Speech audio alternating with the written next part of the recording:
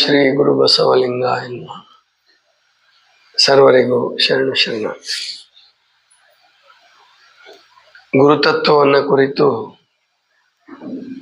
ನಾವು ನೋಡ್ತಾ ಇದ್ದೇವೆ. ಡಿ ವಿ ಗುಂಡಪ್ಪನವರು ಒಂದು ಅದ್ಭುತವಾದಂತಹ ಪದ್ಯವನ್ನು ಹೇಳಿದ್ದಾರೆ. ಮಂಕುತಿಮ್ಮನ ಖಡ್ಗ ಅದೇ ಅದ್ಭುತವಾದಂಥದ್ದು. ಪೂರ ಎಲ್ಲವೂ ಅದ್ಭುತವೇ. ಅದರಲ್ಲೂ ಕೆಲವು ಮುತ್ತಿನಂತಹ ಇನ್ನೂ ಅದ್ಭುತವಾದ ಪದಗಳು ಸಿಗ್ತವೆ. ಅಕ್ಕಿಯೊಳಗ ಅನ್ನವನ್ನು ಮೊದಲಾರು ಕಂಡವರು,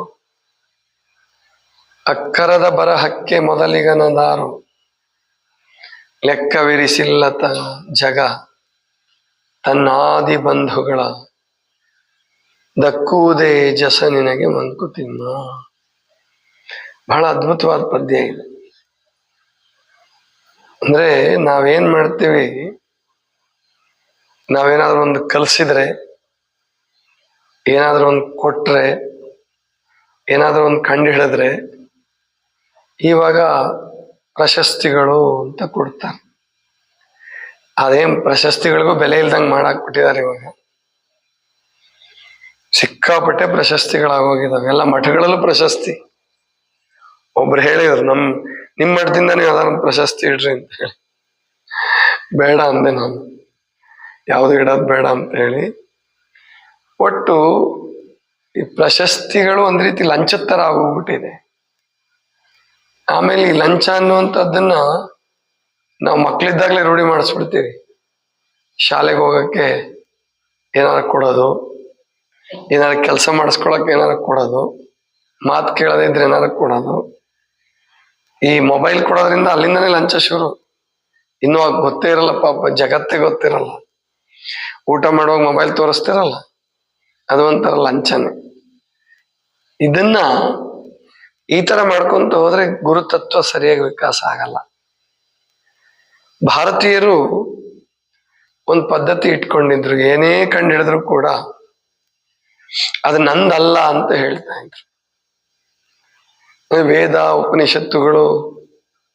ಉಪನಿಷತ್ತುಗಳು ವಿಶೇಷವಾಗಿ ಅದ್ಭುತವಾಗಿದ್ದಾವೆ ಉಪನಿಷತ್ತುಗಳು. ಆದರೆ ಆ ಶ್ಲೋಕಗಳನ್ನು ಯಾರು ಹೇಳಿದರು ಅನ್ನುವಂತಹದ್ದು ನಿರ್ದಿಷ್ಟವಾಗಿ ಸಿಕ್ಕಲ್ಲ. ಕಷ್ಟಪಟ್ಟು ಹುಡುಕಾಡಿದ್ರೆ ಋಷಿಗಳ ಹೆಸರು ಸ್ವಲ್ಪ ಸಿಗುತ್ತೆ. ಆದರೆ ಆ ಋಷಿ ಪ್ರತಿಯೊಂದು ಎಲ್ಲೋ ಹೆಸರು ಹಾಕೊಂಡು ಮಾಡಿ ಹಂಗ್ ಮಾಡಿಲ್ಲ. ಅದಕ್ಕೆ ಅವ್ರು ಇಲ್ಲಿ ತನಕ ಉಳ್ಕೊಂಡಿದ್ದಾನೆ. ಎಷ್ಟು ಮಟ್ಟಿಗೆ ಅಂದ್ರೆ ಅವರು ತುಂಬಾ ಒಳ್ಳೆಯ ಶ್ಲೋಕಗಳನ್ನು ಬರೆದ್ಬಿಟ್ಟು ಅಪೌರುಷೇಯಗಳು ಅಂತ ಹೇಳ್ಬಿಟ್ರು. ಅಪೌರುಷೇಯಗಳು ಅಂದ ಕೂಡಲೇ ದೊಡ್ಡ ದೊಡ್ಡ ವಿದ್ವಾಂಸರುಗಳು ಕೂಡ ತಪ್ಪು ತಿಳ್ಕೊಳ್ಳೋ ಸಾಧ್ಯತೆ ಇದೆ. ಅಪೌರುಷೇಯಗಳು ಅಂದ ಕೂಡಲೇ ವೇದಗಳು ಬ್ರಹ್ಮನಿಂದ ಬಂದವು ಬರೆದ್ರು. ಬ್ರಹ್ಮ ಅಂದ್ರೆ ಮತ್ತೆ ಚತುರ್ಮುಖ ಬ್ರಹ್ಮ, ಅವನು ಎಲ್ಲಿಂದನೂ ತಂದ್ಕೊಟ್ಟ. ಕುರಾನ್ ಕೂಡ ಹಂಗೆ ಇದೆ ಅಂತ, ಬಾವಿ ಒಳಗಡೆಯಿಂದ ಸಿಕ್ತು ಅಂತ ಹೇಳಿ. ಹಂಗಿರಲ್ಲ. ಅವರು ದಿವ್ಯ ಸ್ಮರಣೆಯಲ್ಲಿದ್ದಾಗ, ಧ್ಯಾನದಲ್ಲಿದ್ದಾಗ ಅಪ್ರಯತ್ನ ಪೂರ್ವಕವಾಗಿ ಬರ್ತವೆ. ಅಂದ್ರೆ ಅವ್ರು ಏನೂ ಪ್ರಯತ್ನ ಮಾಡ್ಬೇಕಾಗಿಲ್ಲ. ಈಗ ನಾವು ಒಂದು ಕವಿತೆ ಬರ್ಕೊಡ್ರಿ ಅಂದ್ರೆ ಎಷ್ಟು ತಿಣುಕಾಡ್ಬೇಕು. ಒಂದ್ 4 ಸಾಲಿನ ಕವಿತೆ ಬರಿಬೇಕಾದ್ರೆ ಕವಿ ಅಲ್ದಿದ್ದವನು ಒದ್ದಾಡ್ಬೇಕಾಗತ್ತೆ. ಅದೇ ಕವಿ ಇದ್ದವನಿಗೆ ಅದು ಕಷ್ಟ ಆಗಲ್ಲ. ಅಥವಾ ಯಾರೋ ಬರ್ಕೊಡ್ರಿ ಅಂತ ಹೇಳ್ದಾಗ ಬರಲ್ಲ ಅವನಿಗೆ. ಬಂದ್ರೆ ಅದು ಕವಿತೆ ಅಲ್ಲ. ಅವನೊಂದು ಲಹರಿ ಅಂತ ಕರಿತೇವೆ ನೀವು. ಒಂದು ಲಹರಿಲಿದ್ದಾಗ, ಒಂದು ಖುಷಿಲಿದ್ದಾಗ, ಒಂದು ಸಮಾಧಿ ಸ್ಥಿತಿಯಲ್ಲಿದ್ದಾಗ ಯಾವುದೋ ಒಂದು ಕವಿತೆ ಹುಟ್ಟುಬಿಡುತ್ತೆ. ಕುವೆಂಪು ಅವರಿಗೆ, ಬೇಂದ್ರೆ ಅವರಿಗೆ ಆ ಥರ ಹುಟ್ಟುತ್ತಿತ್ತು. ಅದಕ್ಕೆ ಅವರು ಇವತ್ತಿಗೂ, ಅಂದ್ರೆ ಅವ್ರು ತೀರ್ಕೊಂಡು ಎಷ್ಟೆಷ್ಟೋ ವರ್ಷ ಆದ್ಮೇಲೂ ಬೇಂದ್ರೆ ಅವರು, ಕುವೆಂಪು ಅವರು ಇವಾಗ ಪ್ರಸ್ತುತ ಇದ್ದಾರೆ. ಅವ್ರನ್ನ ಬಿಟ್ಟರು ಕೂಡ ಹಿಂದಕ್ಕೆ ಹೋಗ್ತಾ ಹೋದ್ರೆ ಆ ಉಪನಿಷತ್ತುಗಳನ್ನ ಬರೆದ್ರಲ್ಲ, ಎಂಥ ಅದ್ಭುತ ಶ್ಲೋಕಗಳವು. ಆದ್ರೆ ಅವ್ರ ಹೆಸರು ಗೊತ್ತಿಲ್ಲ. ಅದನ್ನ ನಾನು ಬರ್ದೆ ಅಂತಾನೂ ಕೂಡ ಅವ್ರು ಹೇಳಲಿಲ್ಲ. ಯಾಕೆ ಅಂದ್ರೆ ಅವರು ದೇಹ ಭಾವವನ್ನು ಮೀರಿ, ದೇಹ ಭಾವವನ್ನು ಬಿಟ್ಬಿಟ್ಟು, ಅಥವಾ ಆ ಸ್ತರವನ್ನು ದಾಟಿ, ಮಾನಸಿಕ ಸ್ತರವನ್ನು ದಾಟಿ ಬೌದ್ಧಿಕ ಸ್ತರವನ್ನು ದಾಟಿ ಆಧ್ಯಾತ್ಮಿಕ ಸ್ತರದಲ್ಲಿ ಇರ್ತಾ ಇದ್ರು. ಅದಕ್ಕೆ ಪಂಚಕೋಶಗಳು ಅಂತ ನಿರ್ಮಾಣ ವಿಕಾಸದ ಹಂತವನ್ನು ಹೇಳಿದ್ರು. ಎಷ್ಟು ಅದ್ಭುತವಾಗಿದೆ ಅಂದ್ರೆ ಇವತ್ತಿನ ಶಿಕ್ಷಣ ಪದ್ಧತಿಗೆ ಅದನ್ನು ಅರ್ಥ ಮಾಡ್ಕೊಳಕ್ಕೂ ಆಗಿಲ್ಲ. ಅನ್ನಮಯ, ಪ್ರಾಣಮಯ, ಮನೋಮಯ, ಆಮೇಲೆ ವಿಜ್ಞಾನಮಯ, ಆನಂದಮಯ, ಇವನು ಪಂಚಕೋಶಗಳು ಅಂತ ಹೇಳಿದ್ರು. ಆತ್ಮನ ವಿಕಾಸದ ಕೋಶಗಳಿವು. ಹಿಂಗೆ ಗುರುತತ್ವ ಕೂಡ ವಿಕಾಸ ಆಗಿದ್ದು ಹೀಗೇನೆ. ಅನ್ನಮಯದಲ್ಲಿ ಈ ಪ್ರಾಣಿಗಳ ದೆಸೆನಲ್ಲಿ ಅಲ್ಲಿ ಬರೀ ಅನ್ನ ಗಳಿಸೋದು ಹೆಂಗೆ ಅಂತ ಗೊತ್ತಾಗ್ತದಷ್ಟೆ.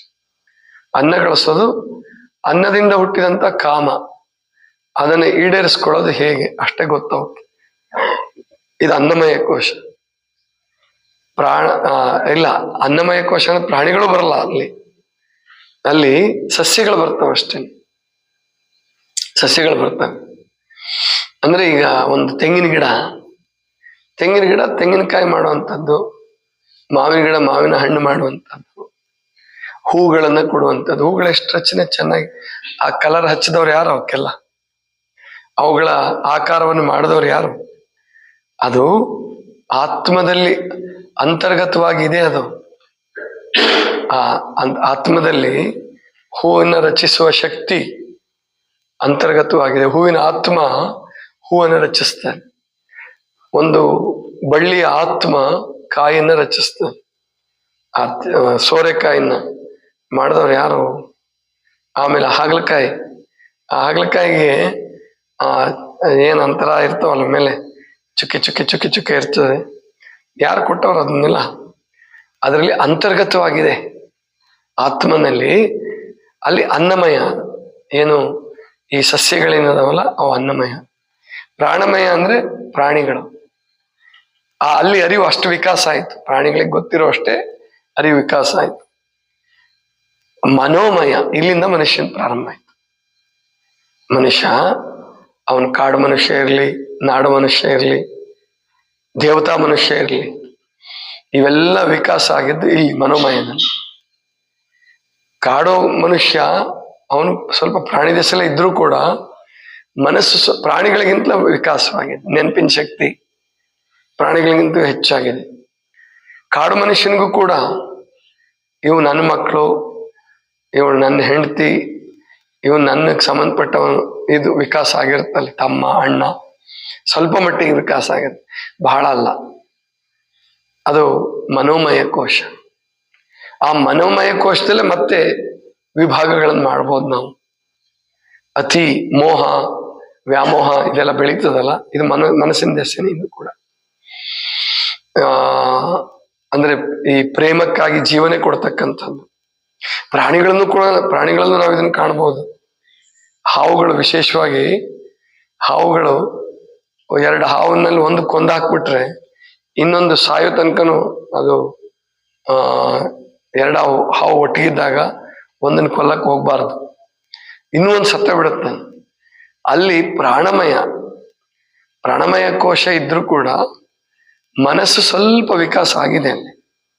ಅಂದ್ರೆ ನನಗೆ ಸಂಬಂಧಪಟ್ಟಂತ ಅವ್ರನ್ನ ಕೊಂದು ಹಾಕಿದ್ರು, ಇನ್ನು ನಾನು ಯಾಕೆ ಬದುಕಬೇಕು ಅನ್ನೋದು ಅದಕ್ಕೆ ಹೇಳಕ್ ಬರಲ್ಲ.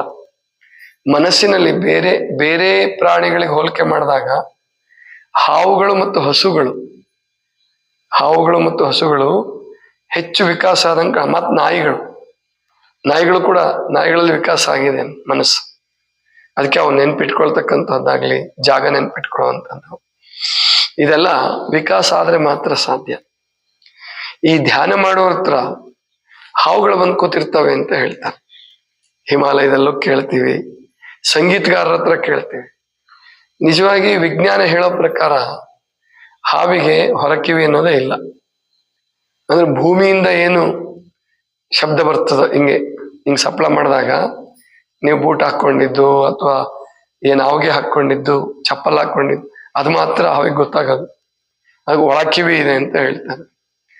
ಆದ್ರೆ ಸಂಗೀತ ಹಾಡುವಾಗ ಒಳ್ಳೆ ಸಂಗೀತಗಾರರ ಹತ್ರ ಪಿಟೀಲ್ ಚೌಡಯ್ಯನವರು ಪಿಟೀಲ್ ನುಡಿಸುವಾಗ ಹಾವು ಬಂದಿತ್ತು ಅಂತ ತಿಳ್ಕೊಂಡು ಹೇಳ್ತಾರೆ. ಬೇರೆ ಬೇರೆ ಸಂಗೀತಗಾರರ ಜೀವನದಲ್ಲೂ ಕೂಡ ಇದು ಬರುತ್ತೆ. ಇದರ ಅರ್ಥ ಏನಪ್ಪಾ ಅಂದ್ರೆ, ಕಿವಿಯನ್ನ ಬಿಟ್ಟು ಗ್ರಹಿಸುವ ಶಕ್ತಿ ಹಾವಿಗಿದೆ. ಸಂಗೀತದ ಅಲೆಗಳು, ಧ್ಯಾನದ ಅಲೆಗಳು ಅವು ಹಾವಿಗೆ ಗೊತ್ತಾಗತ್ತೆ. ಅಂದ್ರೆ ಗ್ರಹಿಸೋ ಇನ್ನೊಂದು ಇಂದ್ರಿಯ ಅದಕ್ಕಿದೆ, ಅದು ಮನುಷ್ಯನಿಗೆ ಗೊತ್ತಿಲ್ಲ. ಅದು ಬಂದು ಅದರಲ್ಲಿ ಆನಂದ ಪಡ್ತಾ ಇರುತ್ತೆ. ಅದಕ್ಕೆ ಋಷಿಗಳಾಗ್ಲಿ, ಸಂತರಾಗ್ಲಿ, ಶರಣರಾಗ್ಲಿ ಹಾವನ್ನ ಹೊಡಿಬೇಡಿ ಅಂತಾನೆ ಹೇಳೋದು. ಹಾವಿಗೆ ಹಿಂಸೆ ಕೊಡಬೇಡಿ, ಅವನ್ ಕೊಲ್ಬೇಡಿ. ಯಾಕೆಂದ್ರೆ ಅದು ಮನುಷ್ಯನಿಗೆ ತುಂಬಾ ಸಮೀಪ ಇದೆ, ಸುಮ್ಮನೆ ಕಚ್ಚಲ್ಲ ಅದು. ನಾಯಿಗಳಿಗೂ ಅಷ್ಟೇ, ನಾಯಿಗಳಿಗೆ ಅರ್ಥ ಮಾಡ್ಕೊಳ್ಳೋ ಶಕ್ತಿ ಇದೆ. ನೀವು ಪ್ರೀತಿಯಿಂದ ಕೈ ಆಡಿಸಿದ್ರೆ ನಾಯಿಗಳು ನಿಮಗೆ ನೀವು ಹೇಳಿದ ಕೆಲಸ ಮಾಡೋ ಅಷ್ಟರ ಮಟ್ಟಿಗೆ ತಯಾರಾಗ. ಹಂಗಾಗಿ ಪೊಲೀಸರು ಮತ್ತು ಮಿಲಿಟರಿಯವರು ಅದಕ್ಕೆ ಸೂಕ್ಷ್ಮ ಇರೋದ್ರಿಂದ ಮತ್ತು ಗ್ರಹಣ ಶಕ್ತಿ ಬಹಳ ಸೂಕ್ಷ್ಮ ಇರೋದ್ರಿಂದ ಅದನ್ನ ಬಳಸ್ಕೊಳ್ತಾರೆ ಬಾಂಬ್ಗಳನ್ನ ಹುಡುಕುವಾಗ, ಬೇರೆದನ್ನ ನೋಡುವ. ಹಸುಗಳಿಗೂ ಆ ಶಕ್ತಿ ಇದೆ. ಎಮ್ಮೆಗಿಂತಲೂ ಹಸುನಲ್ಲಿ ಆ ಶಕ್ತಿ ಹೆಚ್ಚು ವಿಕಾಸ ಆಗಿದೆ. ಆಡು ಕುರಿಗಳಿಗಿಂತಲೂ ಹಸುವಿನೆಲ್ಲ ಶಕ್ತಿ ಹೆಚ್ಚು ವಿಕಾಸ ಆಗಿದೆ. ಅವು ಗುರುತಿಸಬಲ್ಲವು, ವಾಸನೆ ಮೇಲೆ, ನಿಮ್ಮ ಧ್ವನಿ ಮೇಲೆ ಅವು ಗುರುತಿಸಬಲ್ಲವು. ಅಂದ್ರೆ ಪ್ರಾಣಿಗಳಲ್ಲೂ ಕೂಡ ಮನಸ್ಸು ಇದೆ, ಇಲ್ಲ ಅಂತಲ್ಲ. ಆದ್ರೆ ಮನುಷ್ಯನಷ್ಟು ವಿಕಸಿತ ಮನಸ್ಸು ಇಲ್ಲ. ಅಲ್ಲಿ ಅರಿವಿದೆ, ಆದ್ರೆ ಅದು ವಿಕಸಿತ ಆಗಿಲ್ಲ, ಮನುಷ್ಯನಷ್ಟು ವಿಕಾಸ ಆಗಿಲ್ಲ. ಮನುಷ್ಯನಲ್ಲೂ ಕೂಡ ಬೇರೆ ಬೇರೆ ಹಂತದವರು ಇರ್ತಾರೆ ನೋಡಿ. ಕೆಲವರಿಗೆ ತುಂಬಾ ಸಂವೇದನಾಶೀಲರಿರ್ತಾರೆ, ಕೆಲವರು ತುಂಬಾ ಬುದ್ಧಿವಂತರಿರ್ತಾರೆ. ಬುದ್ಧಿ ಬಹಳ ವಿಕಾಸ ಆದಲ್ಲಿ ಮನಸ್ಸು, ಮಾನಸಿಕ ಭಾವನೆಗಳು ಕಡಿಮೆ ಇರ್ತವೆ. ಈಗ ತುಂಬಾ ಜಾಣ ಇದ್ದಾನೆ ಅಂದ್ರೆ ನಿಮ್ಮ ಮಗ, ಅವನು ನಿಮಗೆ ಹೆಲ್ಪ್ ಮಾಡಲ್ಲ. ಸ್ವಲ್ಪ ದೊಡ್ಡ ಹುಡುಗ ಇರುತ್ತಾನಲ್ಲ, ಅವನಿಗೆ ಮನಸ್ಸು ವಿಕಾಸ ಆಗಿದೆ, ಬುದ್ಧಿ ಕಡಿಮೆ ಇದೆ, ನೆನಪಿನ ಶಕ್ತಿ ಕಡಿಮೆ ಇದೆ. ಆದ್ರೆ ನಿಮ್ ಕಷ್ಟದಲ್ಲಿ ಆಗ್ತಾನೆ, ಅವನು ಬೇರೆಯವ್ರ ಕಷ್ಟದಲ್ಲಿ ಆಗ್ತಾನೆ, ಬೇರೆಯವ್ರ ಕಷ್ಟದಲ್ಲಿ ಹೆಲ್ಪ್ ಮಾಡ್ತಾನೆ, ನಿಮ್ ಕಷ್ಟದಲ್ಲಿ ಹೆಲ್ಪ್ ಮಾಡ್ತಾನೆ. ಅಲ್ಲಿ ಮನಸ್ಸು ವಿಕಾಸ ಆಗಿದೆ, ಬುದ್ಧಿ ವಿಕಾಸ ಆಗಿಲ್ಲ. ಅಂದ್ರೆ ಬುದ್ಧಿ ಚುರುಕಾಗಿಲ್ಲ. ಇನ್ನೊಬ್ಬ ರ್ಯಾಂಕ್ ತೆಗಿತಾನೆ, ಅವನು ನಿಮ್ ತಾಯಿ ತಂದೆಗಳಿಗೆ ತಾಯಿ ಹುಷಾರಿಲ್ಲ ಅಂತಂದ್ರು ನನಗೆ ಅಡಿಗೆ ಮಾಡ್ಕೊಡಮ್ಮ, ಅದೆಲ್ಲ ನನಗೆ ಗೊತ್ತಿಲ್ಲ, ಸ್ಕೂಲ್ಗೆ ಹೋಗ್ಬೇಕು ನಾನು ಅಷ್ಟೇ. ಅಂದ್ರೆ ಅಲ್ಲಿ ತನ್ನ ಸ್ವಾರ್ಥ ವಿಕಸಿತ ಆಗಿದೆ. ಅಂದ್ರೆ ಬುದ್ಧಿ ಎಲ್ಲಿ ವಿಕಾಸ ಆಗಿ ಮನಸ್ಸು ವಿಕಾಸ ಆಗೋದಿಲ್ವೋ ಅಲ್ಲಿ ಸ್ವಾರ್ಥ ಜಾಸ್ತಿ ಆಗುತ್ತೆ. ಇಲ್ಲಿ ವ್ಯತ್ಯಾಸ ಶುರುವಾಗುತ್ತೆ. ಪ್ರಾಣಿಗಳಲ್ಲಿ, ಸಸ್ಯಗಳಲ್ಲಿ ಮನಸ್ಸು ಬೇರೆ ಬುದ್ಧಿ ಬೇರೆ ಅಂತ ವಿಕಾಸ ಪ್ರತ್ಯೇಕಿಸಿ ಹೇಳಕ್ಕಾಗಲ್ಲ. ಅದು ಮನುಷ್ಯನಲ್ಲಿ ಸಾಧ್ಯ ಆಗುತ್ತೆ. ಆ ಬುದ್ಧಿ ವಿಕಾಸ ಆಗ್ತಾಗ್ತಾನೆ ವಿಜ್ಞಾನಮಯ ಕೋಶ ಪ್ರಾರಂಭ ಆಗ್ಬಿಡುತ್ತೆ. ಮನಸ್ಸು ಜೊತೆಗೆ ವಿಕಾಸ ಆಗ್ತಿದ್ರೆ ಅದಕ್ಕೆ ಮಕ್ಕಳನ್ನ ಅವಕ್ಕೆ ಸಂವೇದನಾಶೀಲರನ್ನಾಗಿ ಮಾಡಿ ಸಹಾಯ ಮಾಡುವಂಥದ್ದು, ತಾಯಿಗೆ ಸಹಾಯ ಮಾಡುವಂಥದ್ದು, ಅಣ್ಣ ತಮ್ಮಂದ್ರಿಗೆ ಸಹಾಯ ಮಾಡುವಂಥದ್ದು, ಕೆಲಸ ಮಾಡೋದನ್ನ ಕಲಿಸಿ ಅಂತ ಹೇಳೋದು ಏನಕ್ಕಪ್ಪ ಅಂತಂದ್ರೆ ಅಲ್ಲಿ ಮನಸ್ಸು ವಿಕಾಸ ಆಗುತ್ತೆ. ಇನ್ನೊಬ್ಬರ ನೋವಿಗೆ ಸ್ಪಂದಿಸ್ತಕ್ಕಂಥದ್ದು ಅದು ಬೆಳೀತಪ್ಪ ಅಂದ್ರೆ ಮನಸ್ಸು ವಿಕಾಸ ಆಗುತ್ತೆ. ಬುದ್ಧಿ ಓದೋದ್ರಿಂದ, ಚಿಂತನೆ ಮಾಡೋದ್ರಿಂದ, ಮಾತಾಡೋದ್ರಿಂದ ಅಥವಾ ಈ ಗಣಿತದ ಸೂತ್ರಗಳನ್ನು ಬಿಡಿಸೋದ್ರಿಂದ ಇದರಿಂದ ಬುದ್ಧಿ ವಿಕಾಸ ಆಗುತ್ತೆ. ಇನ್ನು ಮುಂದಿಂದು ಬೇರೆ ಪ್ರಾಣಿಗಳಿಗೆ ಇರಲಾರದಂತಹದ್ದು ಮನುಷ್ಯನಿಗೆ ವಿಕಾಸ ಆಗೋ ಭಾವ. ಅದೇ ಆನಂದಮಯ ಕೋಶ. ಭಾವದ ವಿಕಾಸ ಏನಾಗುತ್ತಲ್ಲ, ವಿಜ್ಞಾನಮಯ ದಾಟದ ಮೇಲೆ ವಿಜ್ಞಾನದಲ್ಲಿ ಬುದ್ಧಿ ವಿಕಾಸ ಆಗುತ್ತೆ.